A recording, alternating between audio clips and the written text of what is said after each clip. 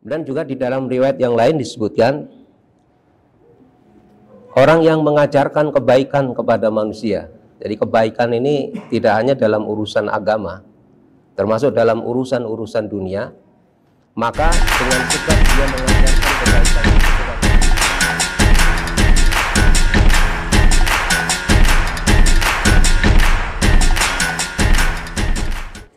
apabila kita memperhatikan di dalam riwayat-riwayat yang sahih, baginda Nabi Muhammad Shallallahu Alaihi Wasallam, beliau pernah menjelaskan kepada kita semua tentang amal-amal sederhana, perbuatan-perbuatan ringan, yang apabila perbuatan itu kita kerjakan, niscaya kita akan didoakan oleh malaikatnya Allah Subhanahu wa Ta'ala. Baginda Nabi Shallallahu Alaihi Wasallam di dalam satu riwayat pernah menjelaskan kepada kita, apabila ada seseorang yang ia berada di shaf yang paling depan ketika melaksanakan sholat berjamaah, maka keberadaan dia di shaf yang paling depan itu menjadi sebab dia akan didoakan oleh malaikatnya Allah Subhanahu wa Ta'ala. Kemudian juga di dalam riwayat yang sahih, baginda Nabi juga menjelaskan, siapa saja orang yang berada di shaf sebelah kanan, maka dia akan didoakan oleh malaikatnya Allah Subhanahu wa Ta'ala. Dan di dalam riwayat yang sahih juga dinyatakan, apabila ada saudara-saudara kita yang tengah menderita sakit, kemudian kita membesuknya atau kita menjenguknya, maka dengan sebab itu Allah Subhanahu wa Ta'ala akan mengirimkan kepada orang yang menjenguk orang yang sakit itu 70.000 malaikat. Yang 70.000 malaikat itu akan mendoakan orang yang suka membesuk orang-orang yang tengah sakit. Jadi apabila dia membesuk di pagi hari, maka dia akan didoakan oleh 70.000 malaikat itu sampai petang hari. Kalau dia berangkat di petang hari, maka dia akan didoakan oleh malaikat hingga subuh hari. Kemudian di dalam riwayat yang sahih juga dinyatakan, barang siapa orang yang tidur dalam keadaan suci, tetap dalam keadaan menjaga wudhunya, maka dengan sebab itu dia akan didoakan oleh malaikatnya Allah Subhanahu wa Ta'ala.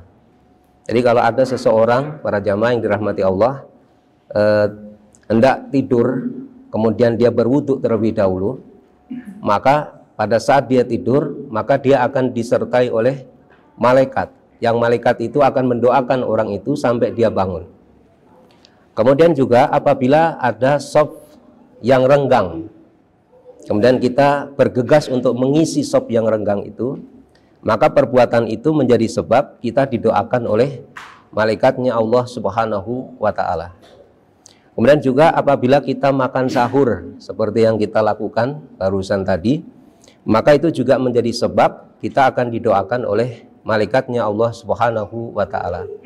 Termasuk juga apabila seseorang mendoakan saudara-saudaranya yang lain tanpa diketahui oleh seseorang itu, maka itu juga menjadi sebab dia akan didoakan oleh malaikatnya Allah Subhanahu wa Ta'ala.